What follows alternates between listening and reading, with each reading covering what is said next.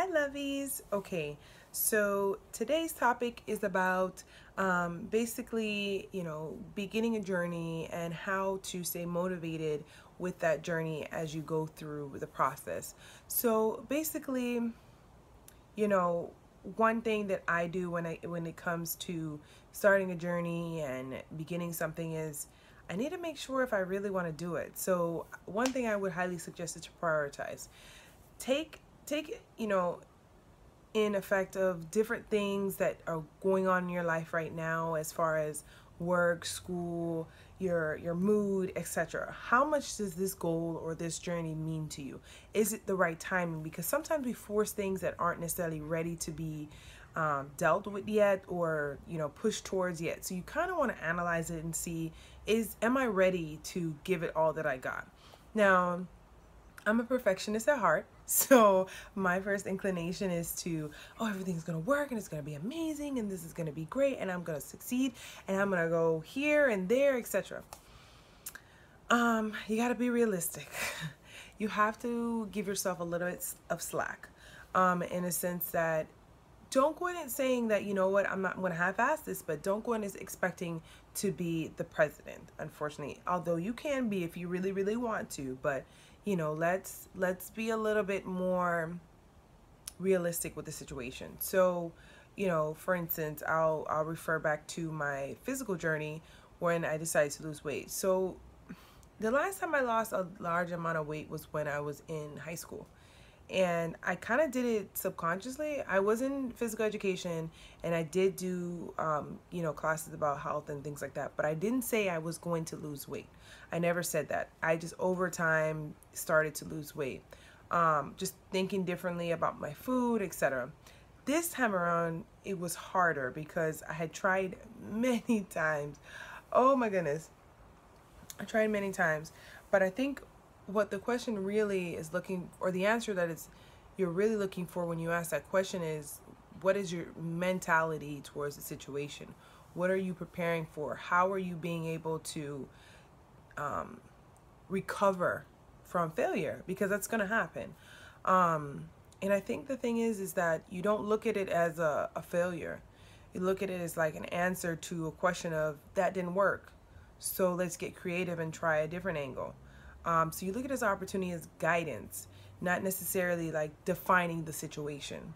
So in the times that I had tried before and it didn't work out, I just looked at it as, you know what?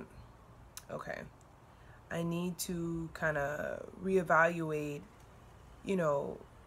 what I'm doing. Am I really ready for this? Is this the right time for this? So once I was able to say, you know what? This is the right time for this. I need to get this done. I was able to then be a little bit more serious about it and incorporate it into my life as far as, making time for it or looking forward to it or having some sort of schedule, whether it be, YouTube. I had attempted YouTube for years now, years and years and years, and it sucks because I hear all the, the YouTubers who are like, since 2008, da da da. I remember like filming stuff during that time. I remember, attempting to do videos on a regular basis during that time and stopped and did 2 or 3 videos, 3 or 4, whatever, and stopped. And again in 2012, and I'm like seeing people talking about in 2008 or, in 2010, I stopped again. And here I am again now in 2016, picking back up. And I feel like it's more of the right time in the sense it's flowing easier. So I think that you got to pay attention to the signs. If you're starting a journey, if you're starting a goal, if you're starting to do something and you're finding a lot of resistance in a sense that it's not flowing with your lifestyle, it's not working with you and you're forcing it, it's not the right time, or the methodology that you're attempting with it is not working out. When you reach, the hard spots or the bumps in the road, don't look at those as dead ends. They're more like a roundabout. Like they're more like a cul-de-sac. You need to go around. You need to come back out and reevaluate. And you got to listen to yourself in a sense that, like, take as much advice as you like, etc. But then sit down and kind of say, okay, how do I handle things? How do I deal with things? How do I move past things? When I first started with the physical journey, I said this kind of strict thing of what I wanted to do. One thing I knew in my head that I wasn't going to do was gym. I knew that was not going to be, because I've tried that in the past, and that was just too much of a reasoning to just say, you know what, I don't feel like driving. You know what, it's rainy. You know what, traffic's bad. So I wanted the more convenient aspect of it all. So did away with the gym situation. And then I, had the roadblock of physically, how am I feeling? How far am I going to push myself? And I looked at it as gradual steps versus, okay, today we're going to be a triathlon and we're going to do the most. I wanted to work towards those goals. So it was like mini goals to get to my major goal, which I knew wasn't going to happen overnight. I was realistic in that sense. So when I first started the goal of the losing weight, I set a date that I was going to start, set time frames that I was going to do it. It's going to be Wednesday, Friday. And then it turned to Tuesday, Wednesday, Thursday. And then it was just, 3 times a week, within a Monday through Friday setting. And I was able to accomplish that. Then I started also at that time, I was going to do eat, specifically the suggestions that the nutritionist that I worked with gave me of the nuts, the avocados, the types of rice, etc.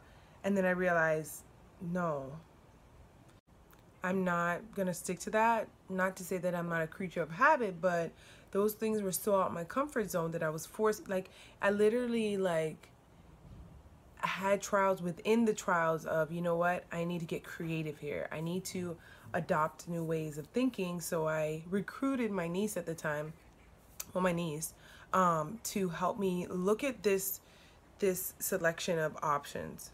How can I create new eating habits? How can I introduce new foods? How can I do all of those different things? So sometimes in your journey, bringing a different set of eyes, a fresh set of eyes, and something that you have set up for yourself can really, really help you look at it differently. And through that, I was able to try new things and then get rid of some things that I just didn't seem to gravitate to. So we went to the grocery store and everything. We created a whole list of stuff. We went to the grocery store and everything. And that's, I adopted new fruits and veggies and things like that, new supplements and, things like that. So it really, really worked out in the end. Just that was a bump that I reached, and I was like, what do I do? Because I can't necessarily give up, but I don't want this to hurt me.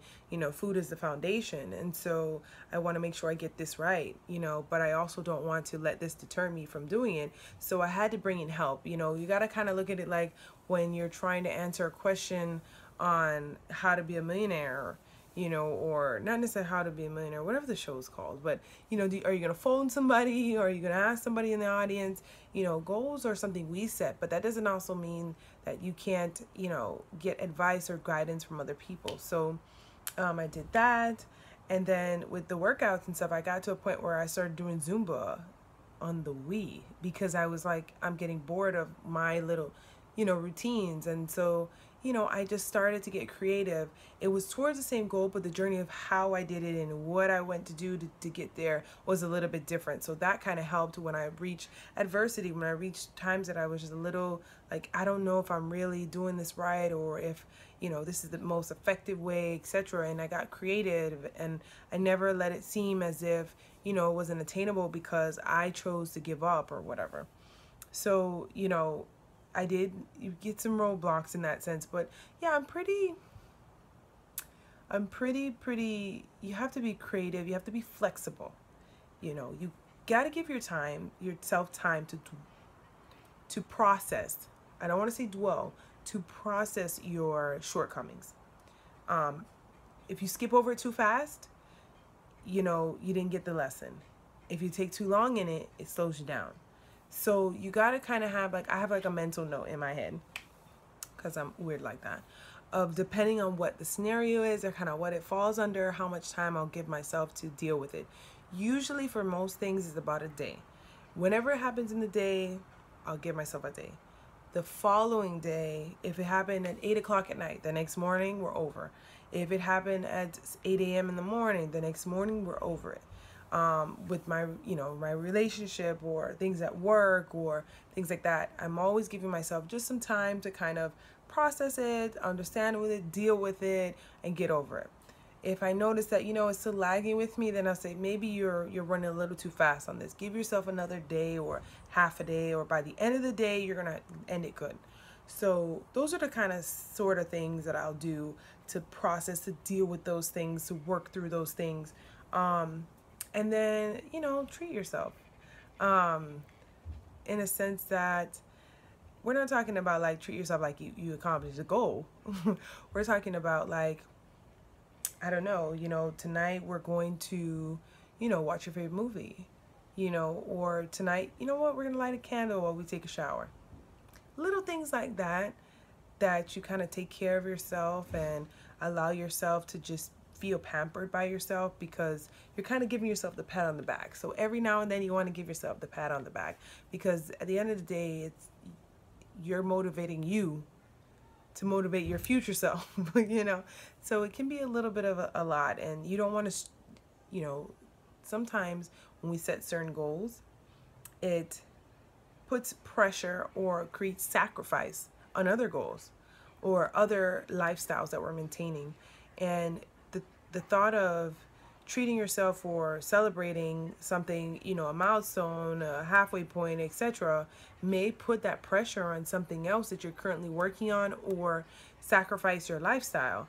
And you got to get creative. You got to get flexible. You got to kind of ask people for guidance, for assistance.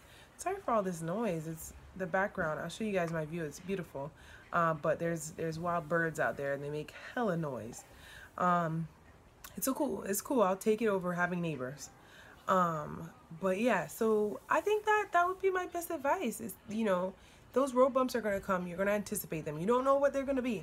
But I will tell you this, when you're on the right path, when you are listening to yourself, when you are being honest with yourself, when you're being realistic with yourself, when those things come up, they're not as difficult as sometimes we make them seem, in a sense that we feel like, you know what, it has a solution, I just have to figure it out. In a sense that say you're taking a test and you don't know what 2 + 2 is, but you know what the formula is, or options of the formula, you feel a little bit better about it versus I'm completely stumped, like I'm gonna fail. So